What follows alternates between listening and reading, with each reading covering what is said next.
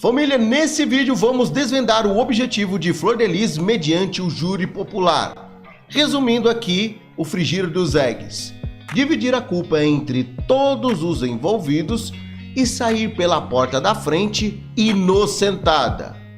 Eu vou mostrar isso aqui para vocês. Espia só. Me ajudar! Salve, salve, rapaziada! Belezinha com vocês? Eu sou seu irmão André Carpano e sejam mais do que bem-vindos a mais um vídeo desse canal. Espie só para essa peripécia. Para esse vídeo em especial, vim aqui de Carpano Homes para investigar com mais profundidade. Inclusive, se você gosta de pontas soltas e análises sobre este caso e outros dos bastidores do meio gospel, ajuda o baixinho aí com o like maroto. A opinião e também o compartilhamento é fundamental para proliferar o trabalho do baixinho. E agora sim, vamos que vamos, porque a ponta solta não pode ficar. Devemos entender aqui que para um melhor desenrolar dessa explicação e análise que eu vou fazer, devemos trazer aqui o fato de que existem dois peritos envolvidos no caso. E olhem só o que os portais dizem e vamos fazer uma releitura para vocês. O perito de defesa que atuou em julgamento de Jairinho e Matsunaga aponta supostos erros em laudos da morte de pastor. Esse perito, Sami Abder, ele tem como objetivo aí trazer à luz do caso Flor de Lis algumas incongruências, coisas que já citamos aqui em diversos vídeos. Entretanto, o jeito que ele está conduzindo todo o caso, fica subentendido aí que ele está, digamos que, de uma forma parcial. Apesar de ele já estar envolvido em dois casos super polêmicos e ter ajudado aí os envolvidos, que seria justamente o caso do Jairinho envolvendo o Henry Borel e também o caso Matsunaga, a gente já começa a entender qual que é a estratégia. O perito Sami Abder, testemunha de defesa no julgamento da ex-deputada federal, afirma ter encontrado o erro em ao menos 3 laudos das investigações da morte do pastor Anderson do Carmo, como da necrópsia da vítima e outros 2 a qual foram constatados que o marido de Flor de Lis vinha sendo investigado. Na última quinta-feira, que foi o 4º dia do júri popular, ele foi a 5ª pessoa a ser ouvida. Acaba colocando em xeque aí a acusação. Olha só, por exemplo, o que ele fala sobre a autópsia do corpo de Anderson do Carmo. Há 2 lesões que encontramos no mapa dos ferimentos que não existem nas fotografias. Uma é a ferida de número 6, que seria entre o peito direito e a axila. No ponto de número 9, próximo à clavícula do lado esquerdo, também não há ferimento. Há um outro de que encontramos e que não está descrito no mapa. Pode ser um engano na descrição anatômica? O fato é que não corresponde. Com essa argumentação, ele começa a colocar em xeque a autópsia. Vocês se recordam que desde o início do caso Flor de Lis, sempre houve uma tentativa, digamos que assim, absurda, de tirar o caso das mãos da DH responsável, porque a doutora Bárbara Lomba estava fazendo um excelente trabalho. As investigações estavam indo de vento em popa. Entretanto, vocês perceberam que existiram até canais aqui do YouTube que, de alguma forma maliciosa ou não, vieram com aquele papo. Anderson do Carmo, ele não morreu na casa dele como é descrito. Anderson do Carmo, o corpo dele foi levado até lá. Na realidade, ele morreu numa praia, bem longe da casa. Com qual objetivo? Tirar das mãos da delegacia responsável e também da juíza que está sobre esse caso e entregar na mão de uma outra delegacia, de um outro juiz e assim aniquilar tudo o que foi feito até esse momento. Mas espera aí que ainda tem mais detalhes. Sobre o suposto envenenamento que aconteceu com Anderson do Carmo, mesmo que haja depoimento de algumas testemunhas falando que viram uma das filhas de Flor de Lis, ou seja, aquela que assumiu a bronca, Simone, ter tentado envenenar Anderson do Carmo. E mesmo que na pesquisa do celular de Marzi e de Simone tenham evidências e um histórico de que eles estavam procurando tanto assassino de aluguel quanto como envenenar pessoas, ele está tentando invalidar essas provas com a seguinte argumentação. Ele fez diversos exames que se mostraram consistentemente dentro da normalidade. Pequenas variações não necessariamente apresentam problemas, consideradas as hipóteses levantadas no parecer e no laudo que consta no prontuário. Os médicos não suspeitaram de intoxicação porque não tinham nenhum motivo para isso. Ou seja, os exames que Anderson do Carmo estava fazendo, porque no período de 5 meses, ele foi 6 vezes ao hospital por estar passando mal. E como não existe um exame aprofundado sobre um possível envenenamento, agora o perito também está invalidando essa prova. Ou seja, tirando tudo que está sendo jogado nas costas de Flor de Lis para jogar nas costas de outra pessoa. Ou outras, né? O amor deixa a gente cego. Mas espera aí que tem um outro perito que está envolvido. Sim, existe um outro perito que trouxe, digamos aí, que mais detalhes mirabolantes. Psiquiatra indicado pela defesa antecipa relatos de saliência que serão levados a jurados pelas acusadas. Opa, será que você entendeu?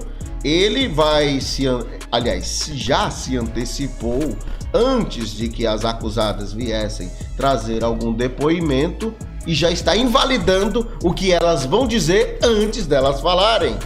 É isso mesmo. O psiquiatra Reudi Lobo, indicado pela defesa de Flor de Lis, sua filha Marzi Teixeira e a neta Rayane Oliveira, foi o segundo a prestar depoimento no 5º dia de julgamento no processo da morte do pastor Anderson do Carmo. Antes de eu mostrar aqui a análise dele, deixa eu só te lembrar quem é esse perito.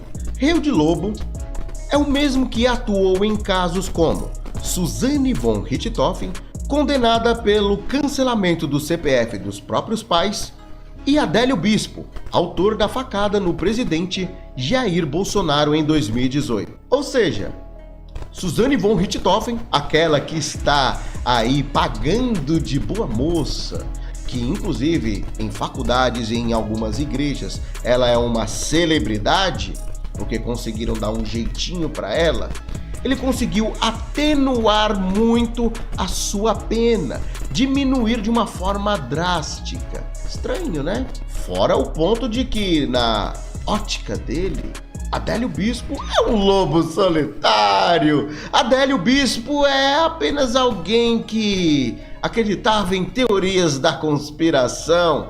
Então você já começa a entender, né, que essa galera aí, digamos que tem um trabalho seletivo.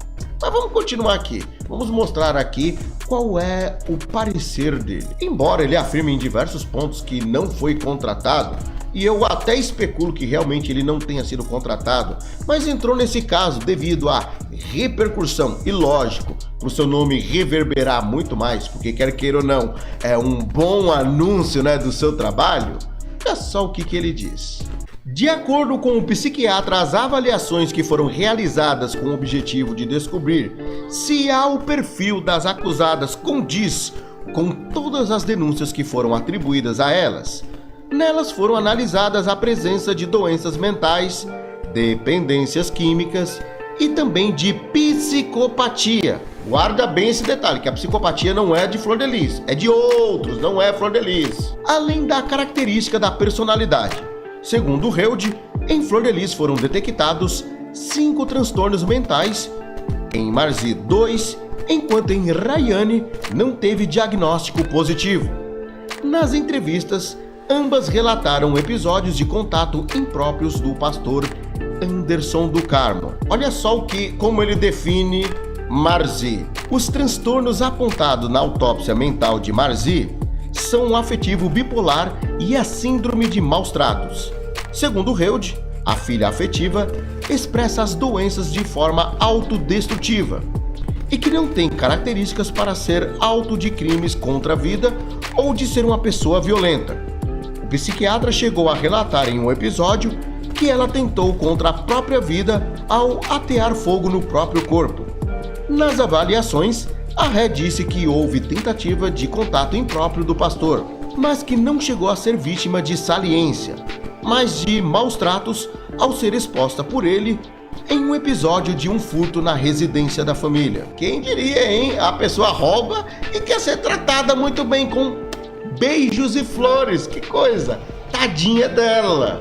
Em relação a Rayane, o especialista apontou que ela não apresenta doenças mentais, mas tem indícios de ansiedade, estresse, depressão e apresentou expressão emocional de tristeza, por conta da saúde do marido e dos filhos por estar presa. E quando falava sobre a morte do pastor Anderson do Carmo, de acordo com ele, a neta de Flor de Lis também não apresentava características para a participação em crimes e não tem um perfil violento. Em seu relato, ele afirma que houve contato indevido do pastor em uma situação no apartamento funcional da ex-deputada lá em Brasília, quando estava somente de toalha.